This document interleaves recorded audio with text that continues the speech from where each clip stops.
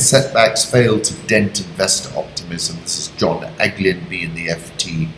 De La Rue, the world's largest commercial currency printer, is the latest company to find that operating in Kenya is far from straightforward. The company lost a contract to print Kenya's banknotes, sees East Africa's dominant economy as worth the effort. Robin McKenzie, who I had lunch with, said including the failure to finalize a joint venture with the government announced 17 months ago as a barometer for investment. Of course, you get bumps along the way, ups and down, he said, adding that De La Rue is committed to its banknote and security printing facility in Kenya. It's only one in Africa. We've appealed the contract decision because we feel aggrieved by it, but we're committed to the country because of that sense of optimism, that sense of growth, excitement, and positivity about the future. Many investors last year suffered from two other bumps: the political crisis after the Supreme Court nullified the result of the August presidential election, the first such ruling in Africa, and the slowdown in the growth of loans to the private sector after interest rates were capped in September 2016. Nikhil Hira, who's a friend at Deloitte, people were not paying their bills. We've never known it so bad, and it's not just a Deloitte issue, it's widespread, he said. Like many executives, Mr. Manjang is bullish about the next few years. Executives say Kenya's diversity and openness make it one of the most attractive destinations on the continent, even if generating consistently strong returns can be a challenge.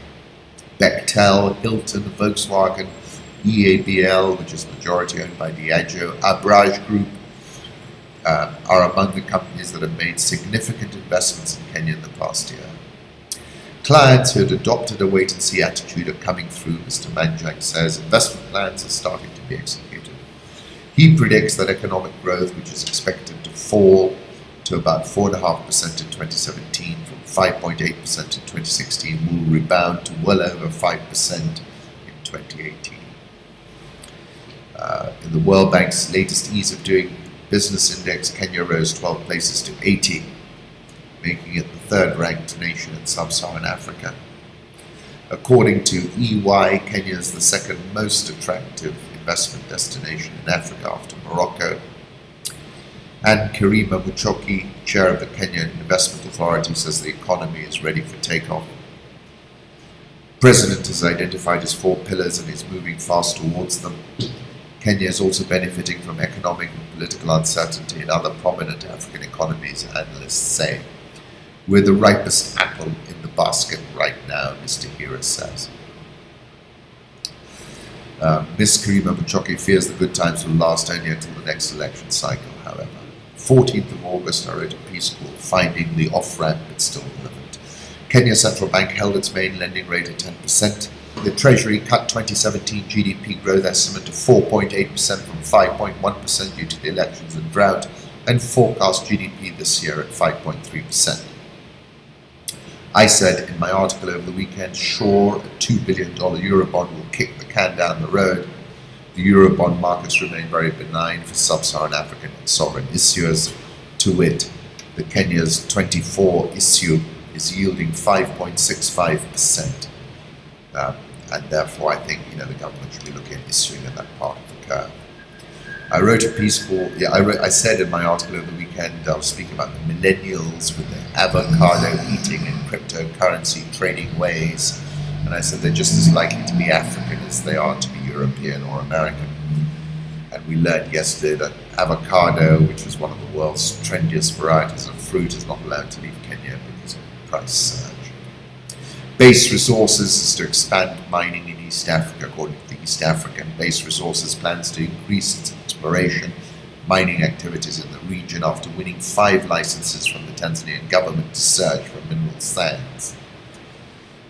They're also producing mineral sands in Kwale, has applied for a license for more acreage from Nairobi, and is set to complete a $75 million acquisition of Toliara sand mines in Madagascar.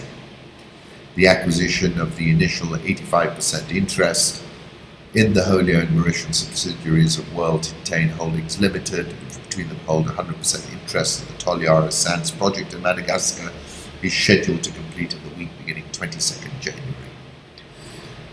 In Tanzania, it has secured exploration tenure over 475 square kilometers.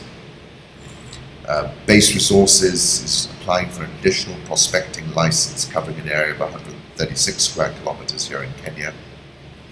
Posted a profit of $21 million last year from a loss of $20 million the previous year, but reduced its debt load from $204 million to $128 million in June, and it took further to $65.6 million in December, giving it headroom to make new investments.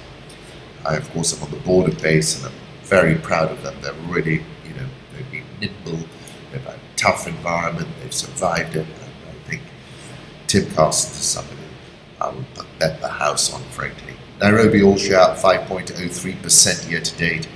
The upcoming infrastructure bond will certainly be fully subscribed, in my opinion.